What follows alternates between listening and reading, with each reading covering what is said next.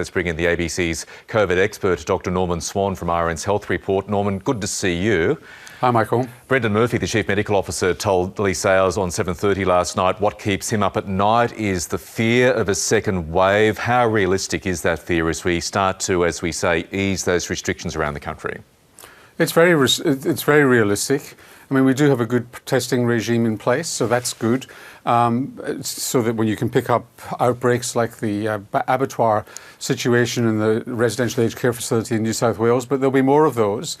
And what the real fear is that you start to get asymptomatic spread under the surface. You know, young people who don't get many symptoms, mixing with young people, they're not doing this intentionally, and without knowing it, it spreads, and you've got maybe hundreds of people with that with the virus, and you start to get that escape into the community.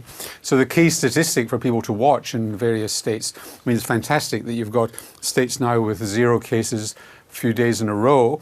But the key statistic is how many cases don't they know where they came from, where the community contact was unknown. So it wasn't from the abattoir or from quarantine and so on.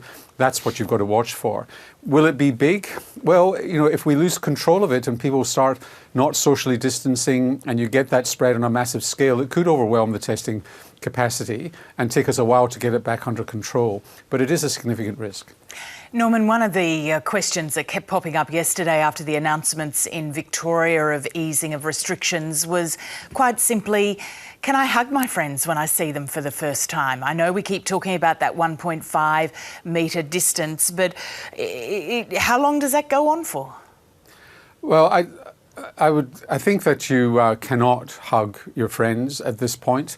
I've said it before, I know it's breakfast television, but it's like sexually transmissible diseases. You know where you've been, but you don't know where your friends have been, to be honest. And so when you have sex with somebody, you're having sex with everybody they've ever had sex with. And it's the same sort of situation. You cannot be sure. And while there's still circulating virus, we've really just got to keep things under control. In an ideal world, we'd have got to where New Zealand is as virtually 0 cases nationally. We haven't got to that point. And so you can't actually be sure. We've just got to settle down, go slowly, be grateful that we can get out now and start doing stuff, having people around to the house and so on, but no shaking hands, maintaining a social distance. You know, and maybe in a month or so, when we really have stabilized the situation and know what the spread is, then we can get back to some sort of pecking on cheeks. But at the moment, no. And not for, you know, and not really until you're absolutely sure there's no spread, because it is that close contact that can spread it. I'm sorry to say that, but that's the way it is.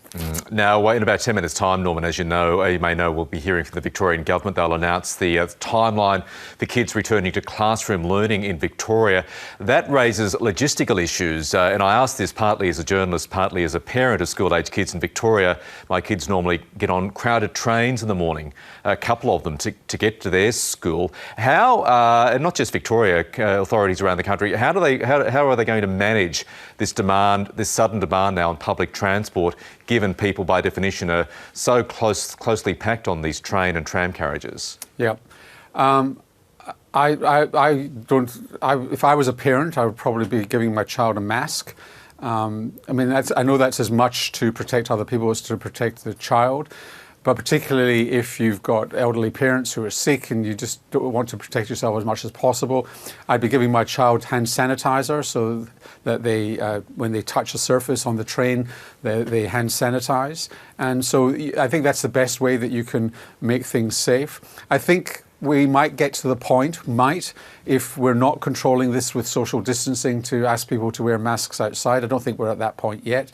But I don't think it would take too much to get to that point where public transport is safe.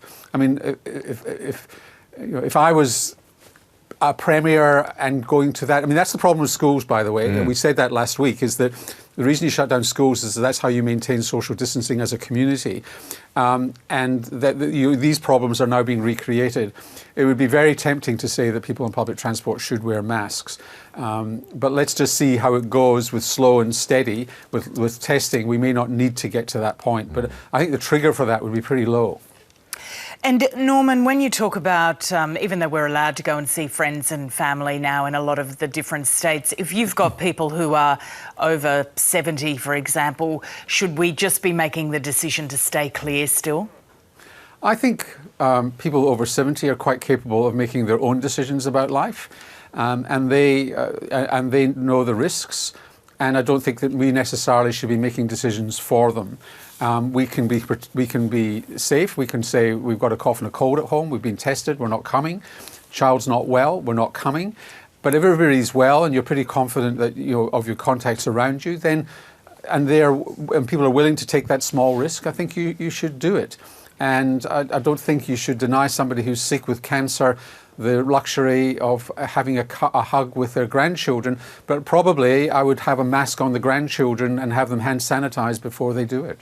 Yeah, sensible advice, Norman. Hey, thank you, and thanks for keeping things Breakfast TV friendly. We appreciate that. Thanks, Michael. Thanks, Lisa.